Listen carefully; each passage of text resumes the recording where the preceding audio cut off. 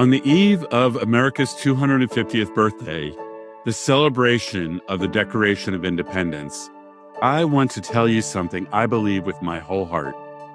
The third founding of the United States has already begun.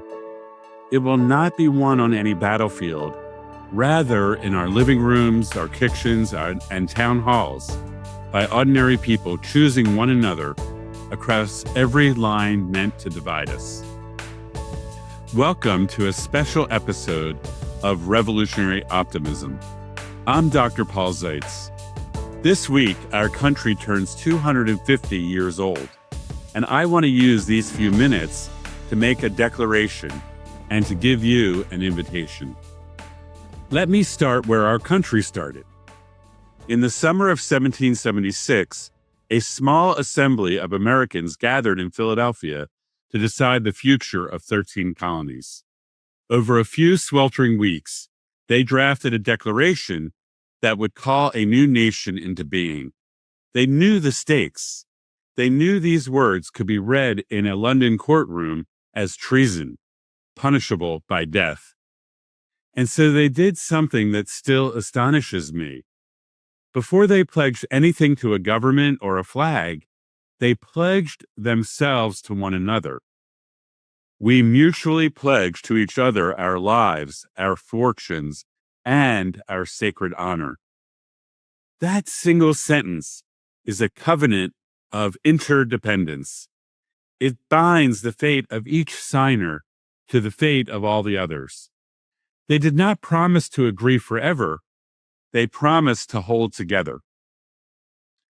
We speak of the founding as a single event.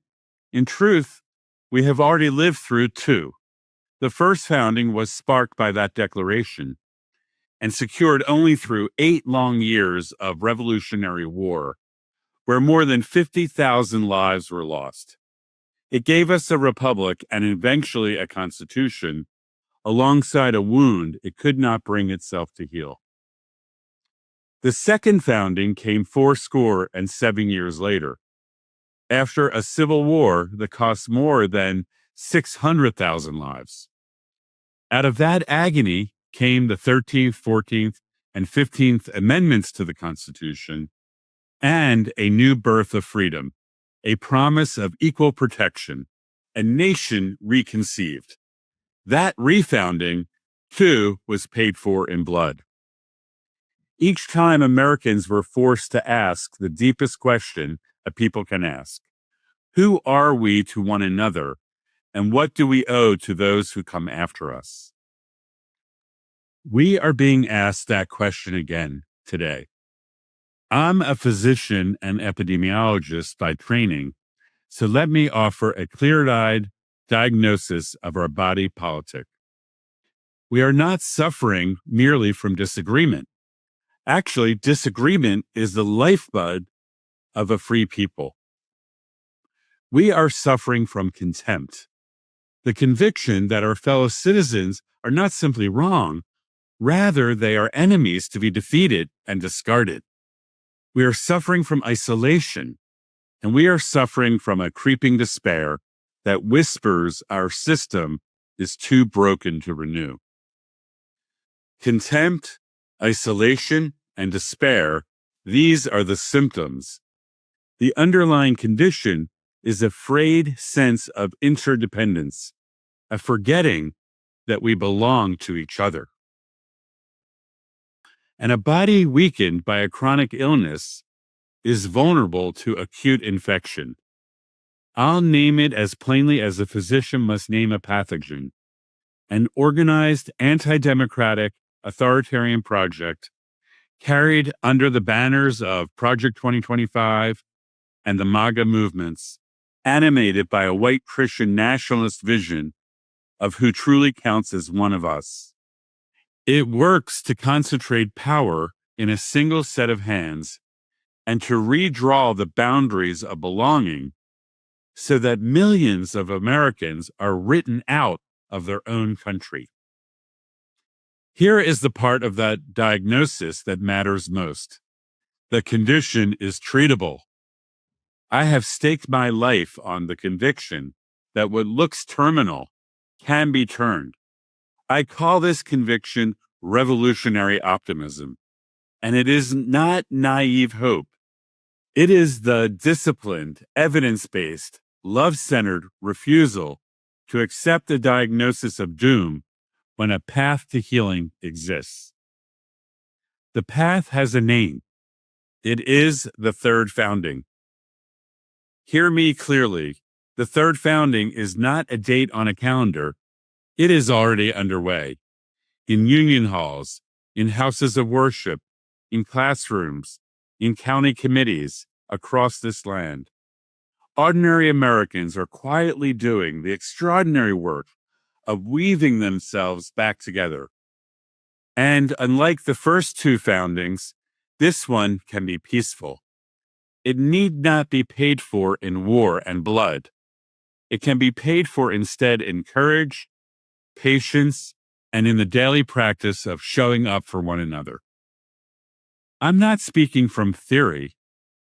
Last week alone left me more hopeful than I've been in years.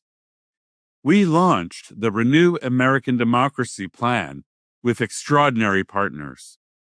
Then I joined hundreds at the Braver Angels National Convention in Philadelphia, Americans who disagree about almost everything, practicing what they call courageous citizenship. And then on Saturday, I stood near the White House for the Next 250 mobilization, a joyful, multiracial, multi-generational crowd of every faith and every political stripe, marching to renew this democracy so that all of us can thrive together. Two very different gatherings. One frame ran through both: courage and interdependence. I felt it. It is real, and it is happening now.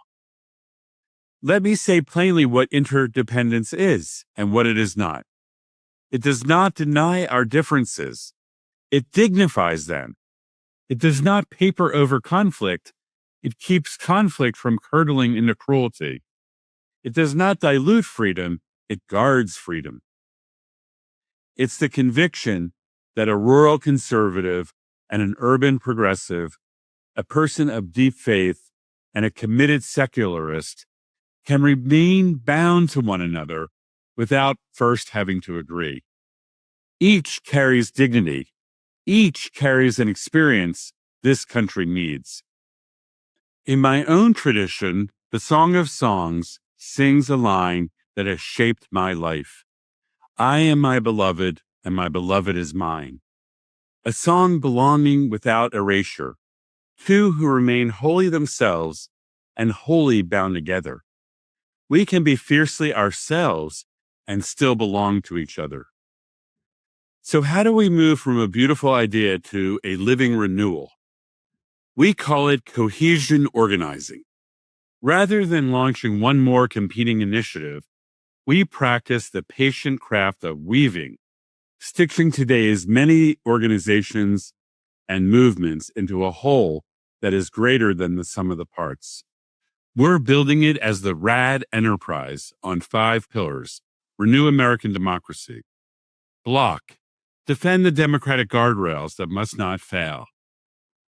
Bridge, heal our divides through person-to-person depolarization. Belong, rebuild the everyday bonds that are the true foundation of self-government. Build, create the democratic infrastructure for the century ahead. Citizens' assemblies, deliberative processes, and a renewed capacity for the people to govern. And finally, power, organized, durable, people-centered power, so that we the people is not a slogan, rather a fact.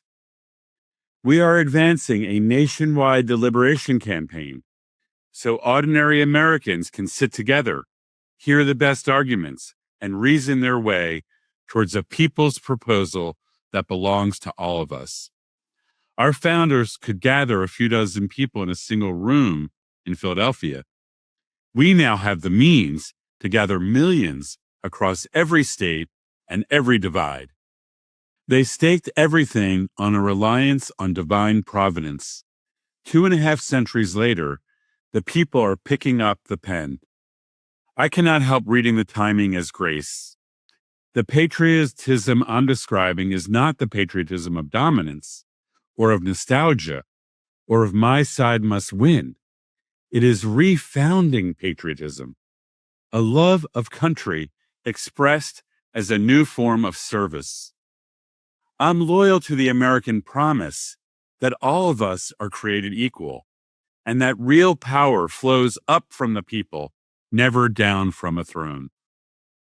This patriotism refuses to choose the meal for the country.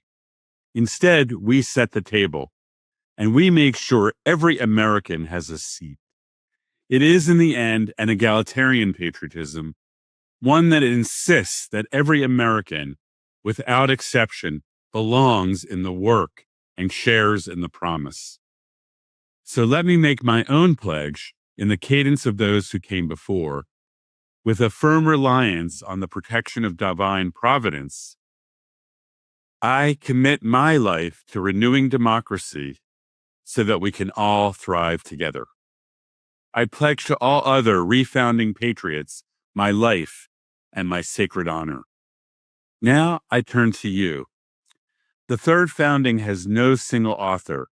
It has no Mount Rushmore.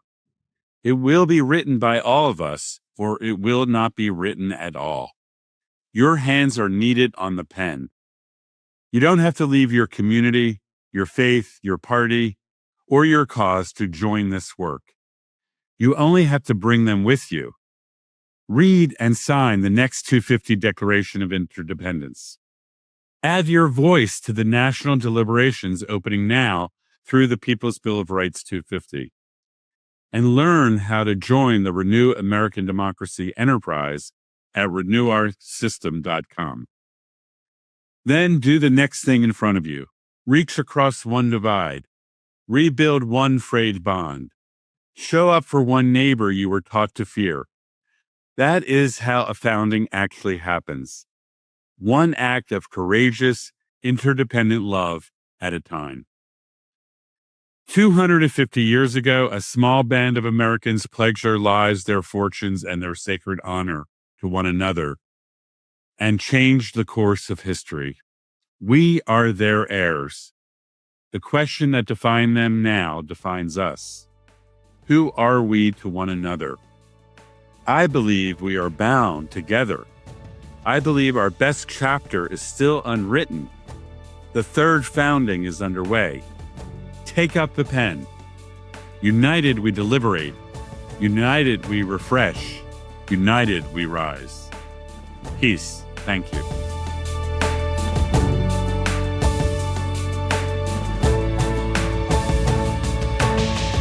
Are you ready to be part of the revolution?